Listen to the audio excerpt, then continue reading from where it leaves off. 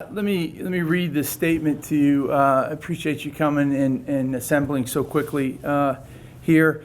And I'm sorry that we weren't able to get the 4 o'clock press conference done. But the reasons for that, I'll read my statement, and I'll read a statement from Coach Kelsey. At 3:30 this afternoon, this is my statement. At 3:30 this afternoon, Pat Kelsey asked to be released from his employment agreement at UMass, which was executed on Tuesday. After speaking with Pat about his decision, I honored his request, and we are now working through how this impacts our executed memorandum of understanding. In my conversation with Pat, he made it clear that the reasons were very personal, and upon his request, I will honor our confidential conversation. Pat stressed that his decision was not based on the University of Massachusetts or our basketball program. Again, his reasons were personal in nature. I know that the unforeseen circumstances surrounding his decision were not in our control. At this time, we will resume our search for the next leader of our program, confident that we will hire a remarkable coach who will return our program to national prominence. That's my statement. Coach Kelsey's statement. For personal reasons, I have asked the University of Massachusetts to allow me to be released from the offer I accepted to be the next head men's basketball coach. To be clear, this decision is entirely personal and in no way an assessment of the commitment UMass made to me personally or to the resources available at UMass to have a nationally recognized program. I apologize to Chancellor Subaswamy, Director of Athletics Ryan Bamford, members of the basketball program, and the UMass community who embraced my appointment this week and made me feel welcome since arriving on campus yesterday.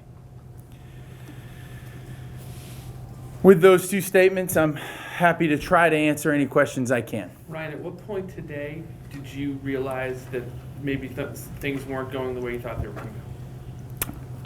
I'll be honest, Matt, until I received the call at about 3:25, my statement for my press conference remarks were done. I was going over some things. We had lunch with Coach. He had staff meetings this morning and through lunchtime. We left him for 2 hours to prepare for the press conference, and 3:25 he called. So I had absolutely no indication that this was on the horizon, and obviously as soon as he called, I immediately met with him. Does the basics of your memo of understanding include anything financial at that point in terms of what would happen if something broke? Once he signed it on Tuesday and we both executed it, there's buyout language in there as is standard for coaching contracts and coaching MOUs. And at this time, the first 2 years of that MOU were $1 million buyout. So that's in my statement, that's what we're trying to sort through now. This is so new and fresh that I want to make sure that we have time to sit and talk about that with our university leadership and with Coach Kelsey and his representatives before we make any legal statement to that may impact that legally, I should say. Hey Ryan Walsh, 22 News. This isn't a really good look for either side. Any thoughts on what Coach Kelsey did to the UMass program, setting it back? Is this a momentary setback or a setback for a while? I'm going to tell you right now, this is a great job, and this is a great university. We are a top public research university. This is a wonderful athletic department. It's an unbelievable community. We're going to go find somebody who wants to come here and return us to national prominence. There's no doubt in my mind. And this is just a road bump for us. And I'm disappointed because I thought we had somebody who was going to take us there, but I'm going to tell you right now, the interest in this job, as it has been the last 2 weeks, is strong. And we're going to find the next leader who's going to take us exactly where we need to go and who's going to represent us and allow our student athletes to have a remarkable experience while we go and win games and contribute to this community. And so I don't think it impacts our brand at all. I don't think it impacts this program. And I am steadfast that we're going to go find the next leader, and it's going to be somebody great.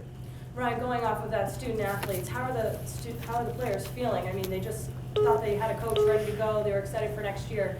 How are they feeling? The students are disappointed, obviously, just like I am. I met with them 10 minutes ago. I addressed this head on. I gave them a copy of this statement. I told them that the conversation that I had with Pat was, honestly, it was a quick one, but the last thing I wanted to do was convince somebody to be here. And because we have a great job. And I just, it didn't seem like a good fit for Pat. And once he told me that, and I asked if there was anything that we could do, and he said it wasn't about us. And the other pieces of that, I don't want to share because I told them I would keep them in confidence. But I told our young men, that we're going to find a great leader. And that, honestly, I told them this was on me. As a leader of this organization, this is on me. And I take this personally. And finding our next head coach is personal to me because I owe it to the people in our department, our student athletes, to find somebody great. Ryan, are you in a position right now to pick up where you left off, or have things changed that you would need to sort of take steps back and to before moving forward in your search? That's a great question. We left things in a great place with anybody who had interest in this position. It's so fresh, I don't know. We haven't reached out to anyone, and that will happen here shortly to go out back. And I'll tell you this, we have some remarkable people who are interested in our job. And we'll go back out, find out who remains interested, and find the best fit for us. Is there a tendency right now, especially given that this is the headline that's connected to you guys right now, to put the next coach in place, to put this behind you, or is there a scenario where you take your time going forward? I will look at this just like we looked at the search initially. We want to find the absolute best person we can for the University of Massachusetts. And if that takes us a day or a week, we're going to find that person. And I don't know what the timetable will be, but I know that we've had a chance to talk to a lot of good people, and we'll continue that dialogue moving forward. Did Pat meet with the team? And if so, how long? Pat did not meet with the team. You mentioned your confidentiality agreement. Can you say on your behalf this was a personal decision by him, not a financial one? Not financial, not anything to do with the University of Massachusetts. I made sure that there was nothing to do with us, and he assured me of that. He apologized profusely and said this was personal, and to which I leave that to him to speak to. You said that Pat didn't meet with the team. Do you know the extent to which he, talked to some of the players, spoke with some of the players? He's met with our team. He met with our team yesterday. I introduced him formally to them last night. He had dinner with them last night, and we had planned on having one-on-one individual meetings with them over the next few days, but once he made the decision, we didn't have him meet with the team after that point. Ryan, there's rampant sort of rumors in this situation, given that the timing of some other openings.